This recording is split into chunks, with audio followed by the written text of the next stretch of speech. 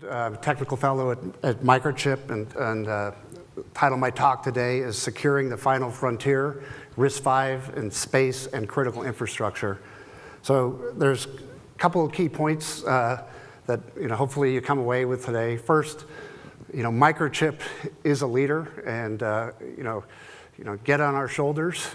With the rest of the ecosystem, we are making things happen in RISC-V. So that's one takeaway. Another takeaway. RISC-V is basically poised, if not already owning, a vertical market, and that's the space market. And then finally, you should come away that's an important market. That's going to be a huge market, and the adjacent markets related are going to be huge. So, Microchip is a leader. To replay the tape here a little bit, I started RISC-V, learned about RISC-V in 2014, but by 2015, we had a customer who needed, aerospace, interestingly, needed a CPU to run the FPGA with a cache. We had nothing like that. So, where are we going to get that? And, so we needed a soft core. Well, I was aware of RISC-V. I was aware of Sci-Fi, a brand new company. And RISC-V was good enough that we could convince this aerospace customer to use RISC-V. And so we contracted Sci-Fi in 2016, and basically 3 months later, we had a happy customer. So this is a big success story for RISC-V. I think it's the first financial transaction involving RISC-V. I think Microchip can take credit. All right, so that's nice. You got a financial transaction, a PO. But what we really need is a chip. Well, it's kind of obvious when you have RISC-V and open ISA that you can customize an FPGA where you can do anything, that what you really should do is build an SoC FPGA from RISC-V. So you got the FPGA that can do hardware, can do anything, and then RISC-V tailor-made to fit with that. So we already had the relationship with Sci-Fi, and we worked with them, and we introduced in 2018, just 2 years later, a real chip called PolarFire SoC, which is not only the industry's first SoC FPGA, I'll lay claim to maybe it's the industry's first production-ready RISC-V that needed, that the customers can actually program. The NVIDIA example, featured highly in the last talk. NVIDIA is doing all the programming. PolarFire SoC, you guys have to do all the programming. So the ecosystem really needed to be there. So Microchip, first PO, first chip. All right, so that's interesting, but what we really need is RISC-V to dominate a vertical market. What vertical markets? Well, around this time, NASA was working on their, what to do about our decadal strategy. Something comes out every 10 years, all cool stuff that they want to accomplish in space, in exploration, in science. And so basically, from these decadal strategy, they said, okay, here's some of the priorities and needs that we identify, and here's some of the enabling compute capabilities we need. We need a modern HPC architecture. We need AI. We need security. We need resiliency. So we know what we need. How are we going to get that? Well, Microchip, RISC-V, stepped up and said, hey, it's us. We can do it. And we won in 2022 the HPSC contract from NASA. Again, it's RISC-V based. So I do want to drill in a little bit to this announcement. This is a key point I'm going to make.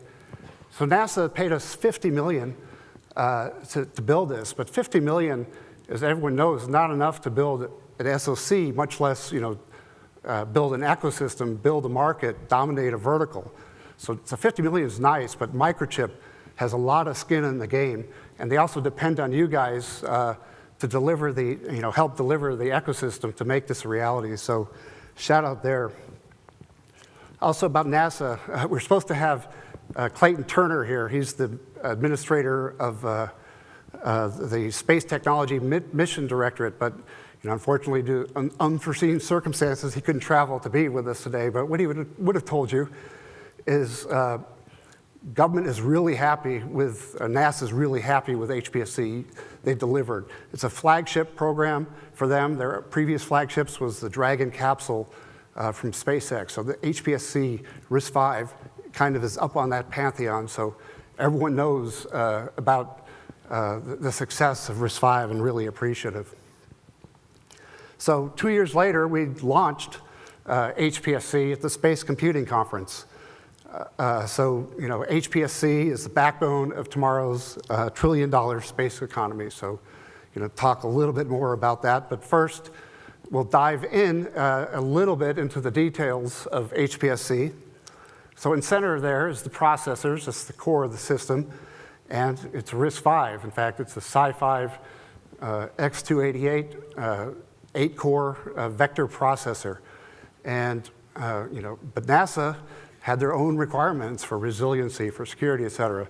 So working with Microchip, Sci-5, NASA together collaborated to actually deliver this processor subsystem that has made us all, I think, going to make us all proud. But it's more than the processor. NASA wanted to get in the game of building modern systems. So they want this 8-core processor, but they want to connect to accelerators and storage. So we got CXL, we got PCI. And then to build a system, you need to connect to the outside world. So they chose Ethernet. Not any proprietary NASA standard. So HPSC has a Ethernet switch, the TSN Ethernet switch on the board.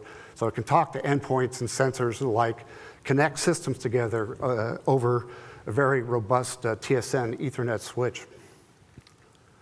So sure, you delivered, got a PO, you made a chip, that's nice. You pretty much starting to own a vertical market.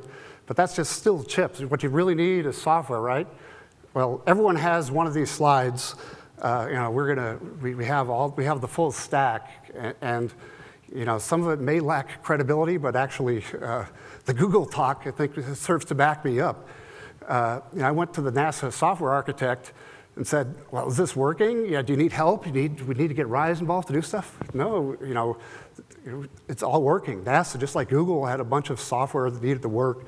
NASA has, legacy of all this stuff. They're excited to get working on RISC-V, and the ecosystem basically was there. It was ready, and their only complaint is, things can improve. And so hopefully, we're counting on the ecosystem to help with that. But that was, big sigh of relief for me to hear that, software was a done deal. So sure, you got a chip, you got software, but it takes forever for someone to build systems, right? Well. No, you can start building your satellites almost immediately as soon as the RISC-V chip is in the market. By the way, we have first silicon out, so it's going to come soon. But there's going to be hardware on form factors that the space community is ready to deal with. So it's OpenVPX, Space VPX, VNX+, all the SOSA standards. So people can actually start building their systems, programming their systems from day one with HPSC. So we know how to build a vertical market. And so, we are proud of our ecosystem. So they're showing some of our partners there, IDEA, Tech, Moog, IBOs for the single board computers. And then there's all the software vendors excited to have real hardware that's going to go in real applications. And so they're going to all be supporting all this hardware that's going to be coming out. So it's taped out. It's fabbed out, but you can go obviously visit the Microchip booth, and we've got learn more about what's going on with the HPSC ecosystem. So you deliver a vertical market, but space, that's just a small market. No one cares.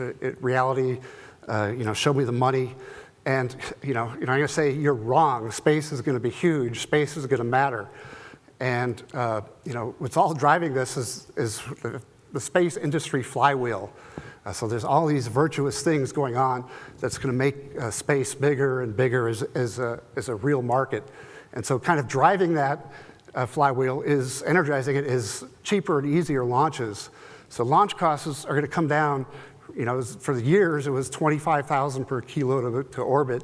Now it's going to come down 2 orders of magnitude at least. And so one example there is Starship from SpaceX.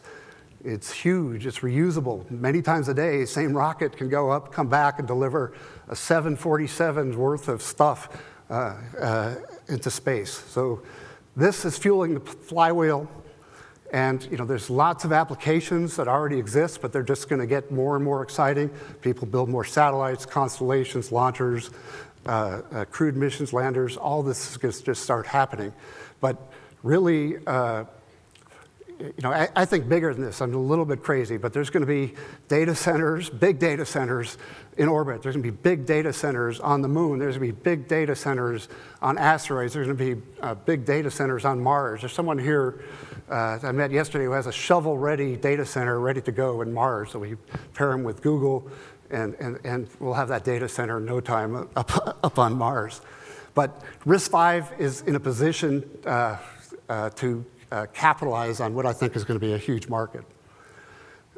So, you don't believe me? Just start, be aware of your environment. When you go through airport, there'll be signs, literally, that the space market is on the minds of giant companies. So this is Austin Airport. Why would Dell have this ad in Austin Airport powering lunar missions? Dell wants to be tied to the space. I guarantee you they're thinking about space. Guarantee you, all the big, large tech companies are thinking about a space segment strategy. So just, if you don't believe me, just watch for signs. You'll see more and more of this over time. So space should be big enough, but it's definitely come in the future. But the space requirements are adjacent to the requirements in a lot of markets in what we call critical infrastructure markets. So like aviation, like medical, like transportation, smart grid, and robotics. There's certainly robotics are going to have mission critical tasks. Robotics, projected by Jensen, I believe, to be the biggest market in history. And those requirements do overlap with the space requirements. What are those? Compute at the edge, everyone's going to have those requirements, but security, HPSC, it's got post-quantum security on board. It's got WorldGuard from Sci-Fi, secure all the systems. So security is baked into HPSC already. And then we talked about the Ethernet. Determinism, resiliency is all needed, all right there for HPSC and ready to attack the needs of the mission-critical compute markets. So this is a slide I originally created for the RISC-V 101 a couple of years ago, and I'm calling it the magic of RISC-V. So on the left, you kind of see the world that existed really probably before Linux and before GCC, but also before RISC-V, was largely closed. You had Intel and AMD with one ISA building all the chips. ARM came along also with a closed ecosystem. What ARM did, though, which changed the world, was say, we're not going to make our chips, we're going to sell IP so people can build ARM chips. So that enabled the mobile market. So RISC-V comes along, back